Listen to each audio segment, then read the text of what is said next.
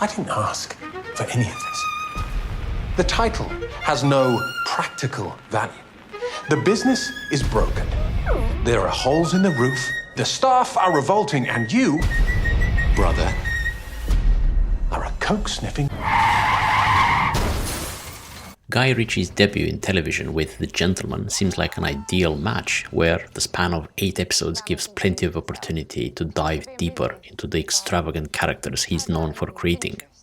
However, with mixed reviews and the risk of prioritizing style over substance, is Netflix the suitable platform for his gangster narratives?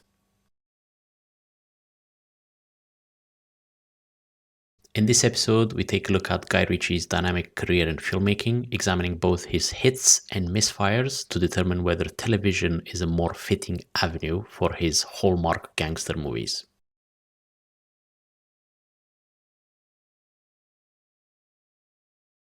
Guy Ritchie was born in Hatfield, a UK town often joked about for its best feature being the train going to London. Dropping out of college at 15, he explored various roles on film sets before directing his own short called The Hard Case in 1995. In 1998, he forged a lasting friendship with Matthew Vaughn, who would go on to produce Lock, Stock and Two Smoking Barrels, the film that catapulted Ritchie into the spotlight. Vaughn, who was the godson of Hard Rock Cafe co-founder Peter Morton, played and still plays a pivotal role in Ritchie's career. Your stupidity might be your one saving grace. Huh? Don't me, Greek boy. How is it your fucking stupid, soon-to-be-dead friends thought that they might be able to steal my cannabis and then sell it back to me? Is this a declaration of war? Is this some white cunt's joke that black cunts don't get? 'Cause I'm not fucking laughing, Nicholas. I know you couldn't have known my position, 'cause you're not that stupid that if you did, you wouldn't have turned up here scratching your ass with that "what's going on here" look slapped all over your Chevy Chase. But what you do know is where these people live.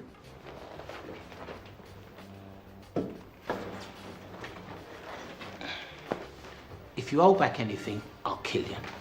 If you bend the truth, or I think you're bending the truth, I'll kill you. If you forget anything, I'll kill you. In fact, you're gonna have to work very hard to stay alive, Nick. With a modest budget of 1.3 million and box office earnings of 3.7 million, Lock, Stock and Two Smoking Barrels was a financial hit, but also a critical one, marking Ritchie's debut as a director noted for his unique, fresh style, sharp dialogue and interesting characters. The film garnered BAFTA nominations for Outstanding British Film and Editing, as well as Outstanding Debut for a British Writer. It went on to win the BAFTA for Film of the Year in 1999, firmly establishing Guy Ritchie as the go-to director for British gangster films.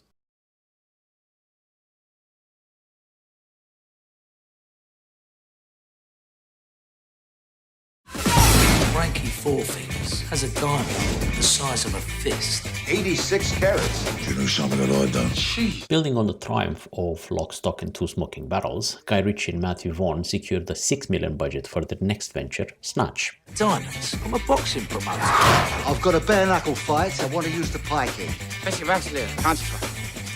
With this decent budget, an excellent script by Ritchie, and an overflow of confidence gained from their initial success, the two of them delve further into the gangster genre, using a guerrilla filmmaking style with handheld camera work, slow motion effects, an awesome soundtrack, non-linear storyline, and a bunch of actors who genuinely seem to enjoy themselves making the film. Snatch is often compared to Pulp Fiction, Quentin Tarantino's classic. I feel that is a valid comparison, and might make for an interesting topic for another video. Just let me know in the comments if you'd be interested. But I do think Pulp Fiction is superior.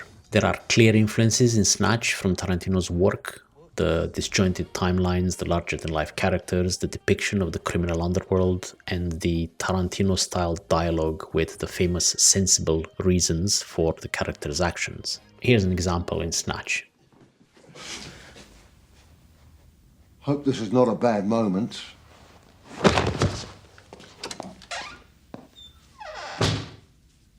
Do you know who I am? I do.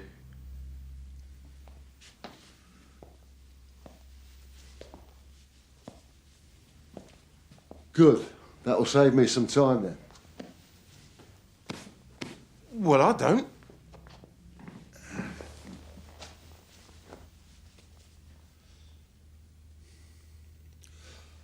You're always going to have problems lifting a body in one piece. Apparently, the best thing to do is cut up a corpse into 6 pieces and pile it all together. Would someone mind telling me? Who are you? And when you've got your 6 pieces, you've got to get rid of them, because it's no good leaving it in the deep freeze for your mum to discover now, is it?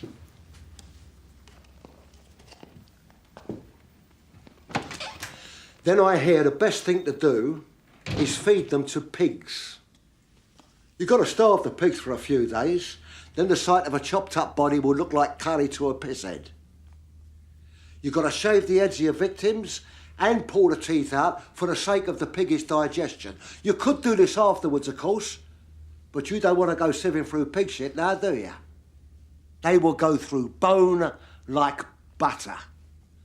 You need at least 16 pigs to finish the job in one sitting, so be wary of any man who keeps a pig farm. They will go through a body that weighs 200 pounds in about 8 minutes.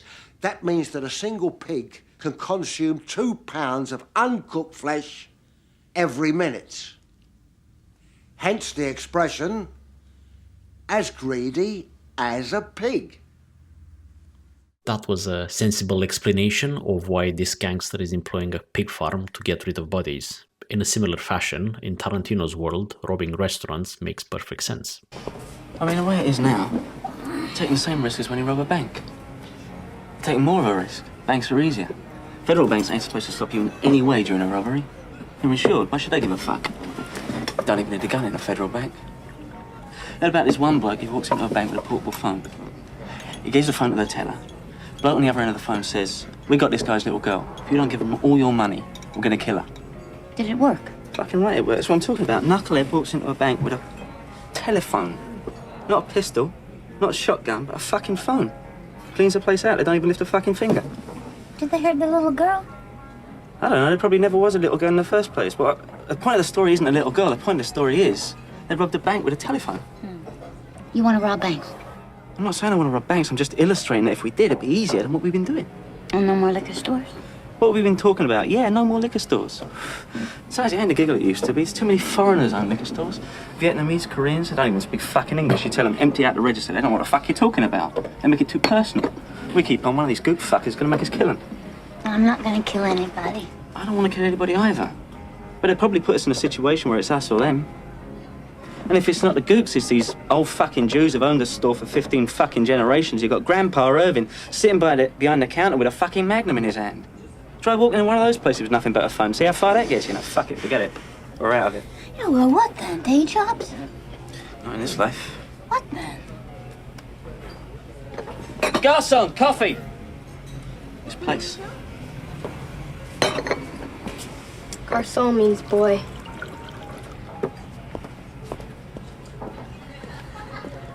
This place? A coffee shop. What's wrong with that? Nobody ever robs restaurants. Why not?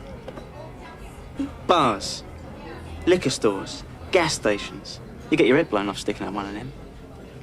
Restaurants, on the other hand, you catch with their pants down. They're not expecting to get robbed. Not as expecting anyway. I bet you could cut down on the hero factor in a place like this. Correct. Same as banks, these places are insured. Manager, you don't give a fuck. He's just trying to get you out the door before you start plugging the diners. Waitresses, fucking forget it. No way they're taking a bullet for the register. Busboys, some wetback, getting paid $1.50 an hour. Really give a fuck you're stealing from the owner? Customers sitting there with food in their mouths. They don't know what's going on. One minute they're having a Denver omelette. Next minute someone's sticking a gun in their face. See, I got the idea. The last liquor store we stuck up, remember? All the customers kept coming in. Yeah. You got the idea, taking their wallets. Now that was a good idea. Thank you. Made more from the wallets than we did from the register. Yes, we did. A lot of people come to restaurants. A lot of wallets. Pretty smart, huh? Pretty smart.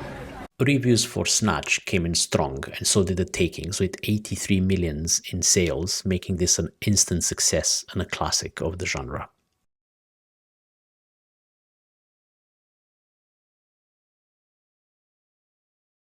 The first thing you notice physically about this lady is her eyes. Bright blue eyes. The immense success of Snatch had seemingly given Ritchie a carte blanche in the film industry, so he experimented with commercials, notably directing a BMW short titled The Star, which featured Madonna and Clive Owen. Yet, his next film, Swept Away, left everyone perplexed. Attempting a romantic comedy with a critique of the elite stranded on an island marked a stark departure from his proven genre. Both critics and audiences panned the film, which on a 10 million budget only made 1 million at the box office, leading many to question Ritchie's decision to make this in the first place.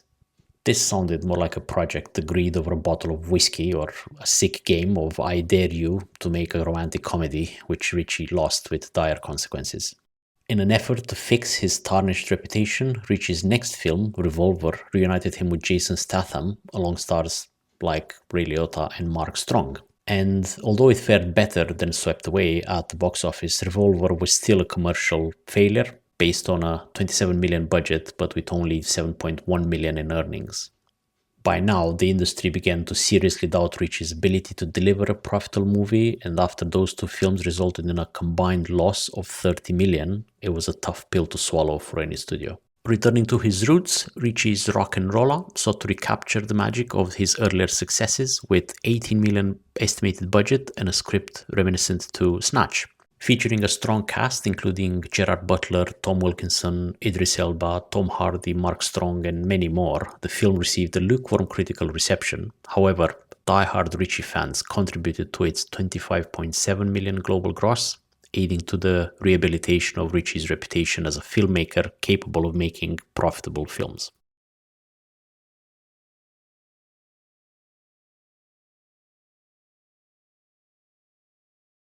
This isn't what I want to hear. When Lenny's wheels come off, he's no good to anyone.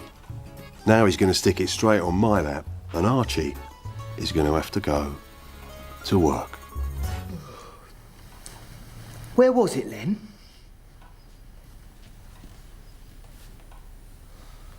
Well, let's just take a wild stab in the dark, shall we, Bandy?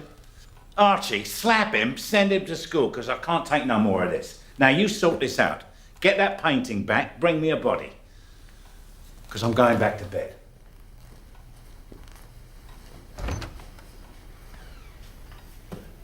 Bandy, you ever ask a stupid question like that again, you see Danny there? He's going to slap you. I'm sorry, Arch. I was just trying to use initiative. Danny, slap him.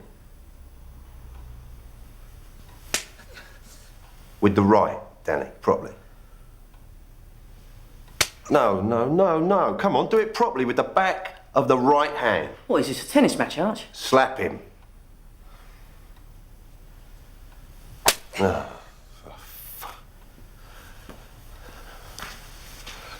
Like this.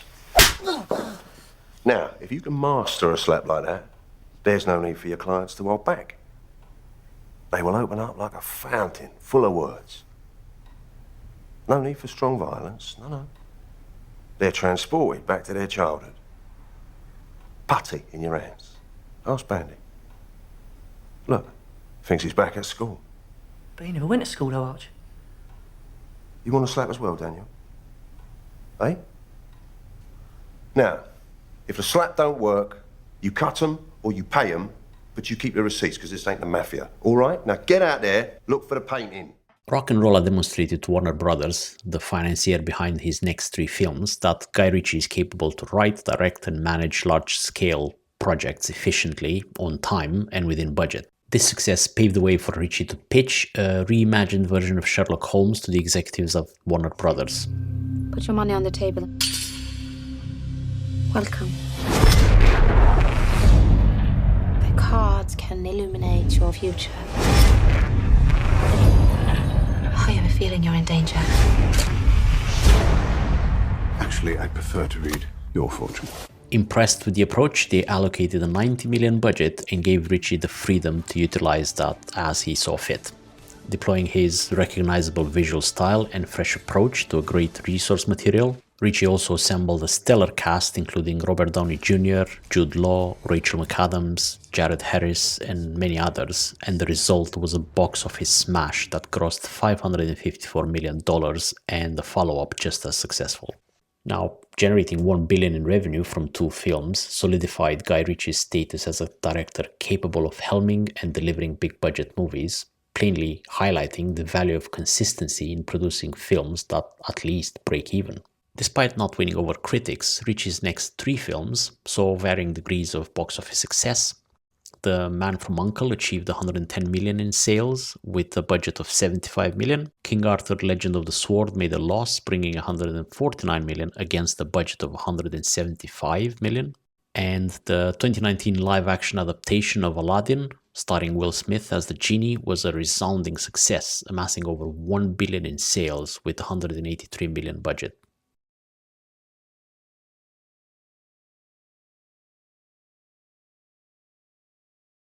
After years of navigating the complexities of Hollywood, from large-scale productions to working with demanding top studios, I guess Guy Ritchie wanted to just take a break from all of that and return to doing what he knows best, writing and directing a British gangster film. By now, his reputation and clout in the industry was back on top. Meanwhile, his longtime friend and collaborator Matthew Vaughn had also made his mark in the industry, producing films like Kick-Ass 2 and the Kingsman series.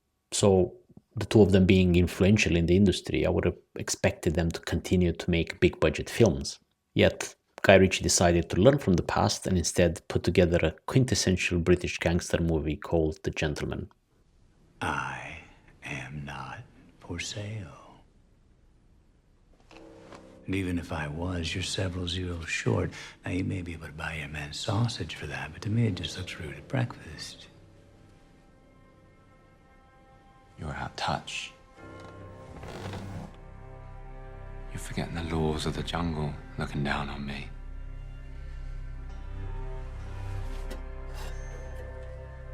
Now, when the silverback's got more silver than back, you best move on before he gets moved on.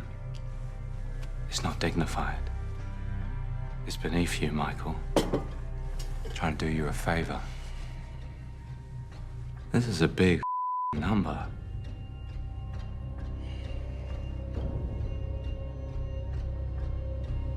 And this?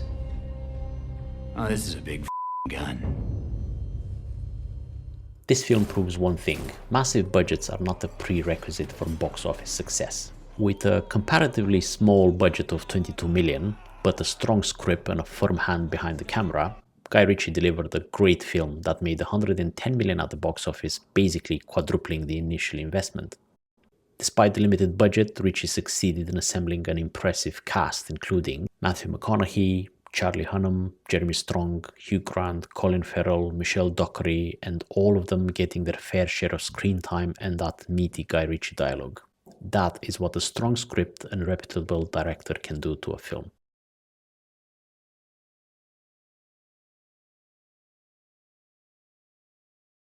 Before we answer that question, it's crucial to understand that the TV series shares no direct connection with the films in terms of plot or the characters. I mean, the only thing in common with the film is the marijuana production and well-pressed suits. However, what truly makes this a Guy Ritchie series is the signature dialogue, memorable characters, and an unexpected blend of comedy. Where do you want me? Are you gonna get your camera out? That's not how this works.